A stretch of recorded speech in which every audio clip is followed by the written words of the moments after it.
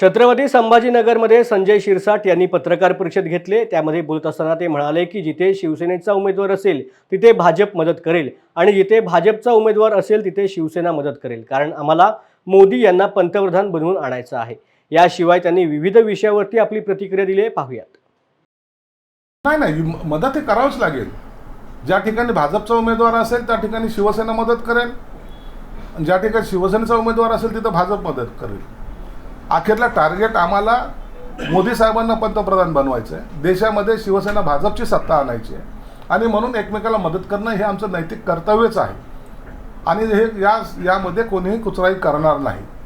आज इथं भाजपचा उमेदवार आहे म्हणून शिवसेना जाणार नाही असं कधी होणार नाही, किंवा शिवसेनेचा आहे म्हणून भाजप मदत करणार नाही असं कधी होणार नाही। हे सगळ्या दोघांनी मिळून एका ताकदीनं आपल्याला उमेदवार निवडून आणायचं आहे, हे आम्हाला सर्वांना आदेशित केलेलं आहे आणि सर्व कार्यकर्ते त्या पद्धतीने जोमाने कामाला सुद्धा लागलेले आहेत। त्यांना तेवढं बोलायचा अधिकार राहू द्या। आता विरोधी पक्षाने काही बोललंच नाही तर तो विरोधी पक्षनेता त्याला मानत नाहीत, म्हणून विरोधात बोलणं यालाच विरोधी पक्षनेता म्हणतात। जितक्या वेळ तो आहे पक्षात तोपर्यंत त्यांनी विरोधात बोललं पाहिजे असं एकंदरीत संकेत असतात आणि त्या पद्धतीने ते बोलला तर त्यात काही गैर नाही आहे। परंतु एवढं त्यांना माहिती आहे की आता उबाटा गटाचं काही खरं नाही, हे त्यांना दिसून आलेलं आहे। रोजच्या त्यांच्या जाण्या येण्यामध्ये त्यांना ते सर्व लक्षात सुद्धा येतं। एखादा राजकीय पक्षाचा नेता पक्षामध्ये अंतर्गत चाललेल्या घडामोडी हा चांगल्या प्रकारे जाणून असतो आणि जेव्हा काहीच नाही घडत त्या टायमाला तो सुद्धा आपला मार्ग स्वीकारत असतो। हेच पहा, हेच लोकांना दाखवा। शिवसेना प्रमुख आमचं दैवत म्हणणारा हा संजय राऊत, कडवट शिवसैनिक म्हणणारा हा संजय राऊत, आमच्या बरोबर कोणी टक्कर देणार नाही असं म्हणणारा हा संजय राऊत, हे जेव्हा असे बॅनर लावतो ज्याच्यामध्ये शिवसेना प्रमुखांचा फोटोही नाही, उद्धव ठाकरे तर नाहीच नाही, कारण की उद्धव ठाकरेला तो काही नेता मानतच नाही। त्याचा नेता एक तर शरद पवार आणि आता सर्वात जास्त जवळगीक असलेला राहुल गांधी। म्हणून शिवसैनिकाला पुन्हा एकदा सांगतो, आम्ही उठाव केलाय ना या नालायक लोकांमुळे केलेला आहे।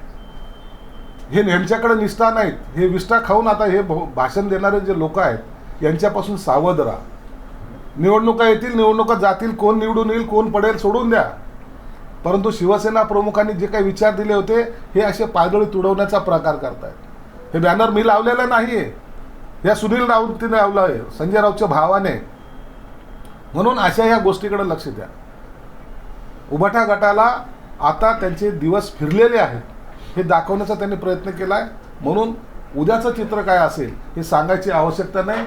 शिवसेना भाजपची पूर्णपणे बहुमत या महाराष्ट्रामध्ये 45+ आकडा आम्ही पार करणार आहोत। त्यांना विचारा ना आनंद दिघे कोण होते, कोणतरी एखादा प्रश्न विचार, आनंद दिघे कोण होते। स्वतःच्या तिथलच्या काही लोकांनी आपल्या स्वार्थासाठी साहब इधर एक पुतला है उसके ऊपर हार चढाने का है, अरे त्या आनंद दिघेचं महत्त्व ज्यांना माहिती नाही त्यांना तिथं आणून तुम्ही काय सिद्ध करताय। परंतु राजकारणासाठी कुणाचा वापर करण्याचा प्रकार यांनी केलेला आहे। परंतु एक निश्चित झालं की आनंद दिघे साहेबांसमोर त्यांना नतमस्तक व्हावं लागलं, हा आमचा विजय आहे। पण तुम्ही ठाकरे साहेबांचा वापर करता, त्यांनी जर राहुल गांधींनी आनंद दिघेचा वापर केला तर काय? आम्हाला त्याचा अभिमान आहे, आमच्या आनंद दिघे साहेबांसमोर राहुल गांधी झुकले याचा आम्हाला अभिमान आहे। बाळासाहेबांसमोर जर राहुल गांधी झुकले तर त्याचा आम्हाला अभिमान आहे। शरद पवार बाळासाहेबांसमोर झुकले त्याचा अभिमान आहे। परंतु हे आमचे उबाटा गटाचे लोक त्यांच्यासमोर झुकतायत यांचा आम्हाला संताप आहे।